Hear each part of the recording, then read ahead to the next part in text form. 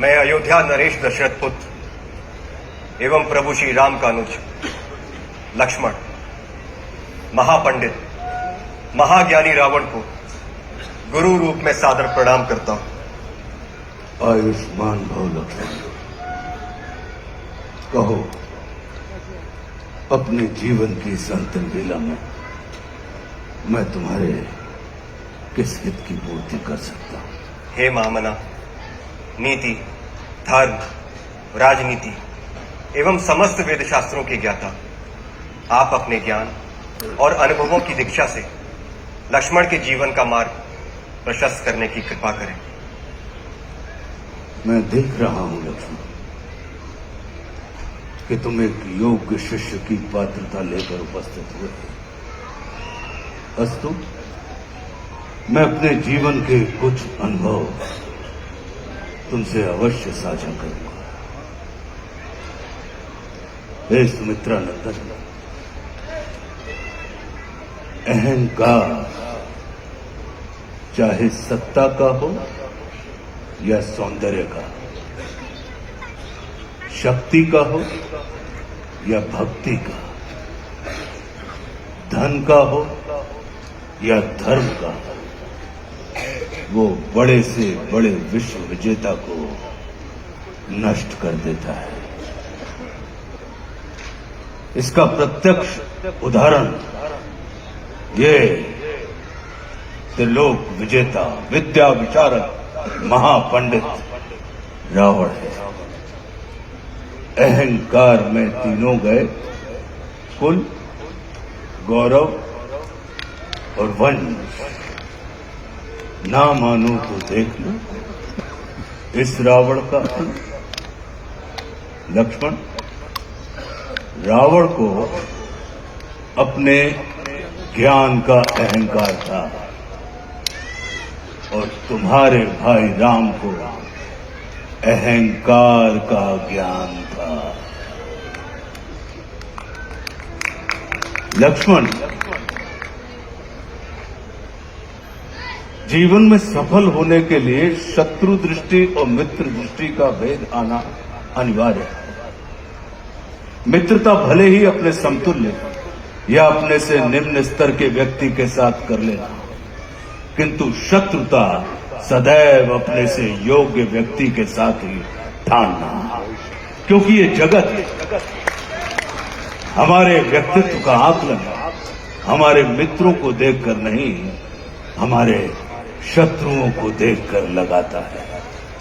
जितना बड़ा और गरिमापूर्ण हमारा शत्रु होता है, उतने ही बड़े और गरिमापूर्ण की ख्याति को हम प्राप्त होते हैं। देखो ना, इस जगत ने जो कुछ राम से जुड़कर प्राप्त नहीं किया, उसे रावण ने राम से लड़कर प्राप्त कर लिया। लक्ष्मण, वे हमारे शत्रु ही होते हैं जो हमारे अंदर सुप्त पड़ी हुई ऊर्जा को जागृत करने का कार्य करते हैं। हमारा शत्रु ही होता है जो हमें असुरक्षा से निकालकर सुरक्षा में जाने की प्रेरणा देता है।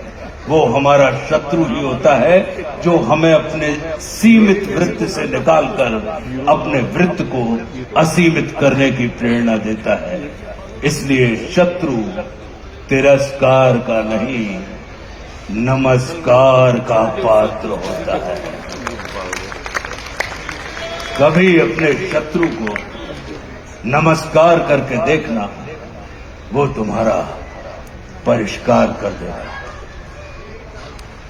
लक्ष्मण,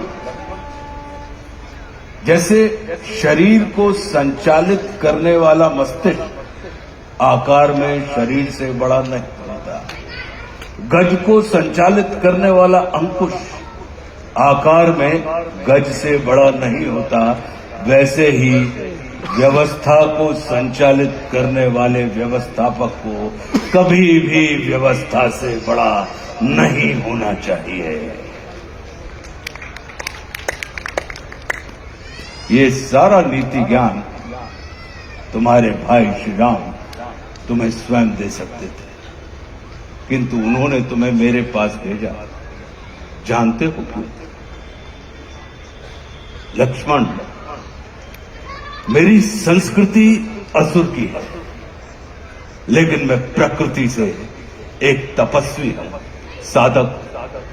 और किसी भी व्यक्ति को अपने अंतिम समय में अपनी संस्कृति के अनुसार नहीं, अपनी प्रकृति के अनुकूल कर्म करने चाहिए, तब उसे मृत्यु नहीं, मुक्ति प्राप्त होती है। और राम रावण को मारना नहीं, तारना चाहते हैं। तभी तो उन्होंने मेरे अंतिम समय में मेरी प्रकृति के अनुकूल उपदेशात्मक कर्म करवाकर मेरी मुक्ति के मार्ग को प्रशस्त कर दिया।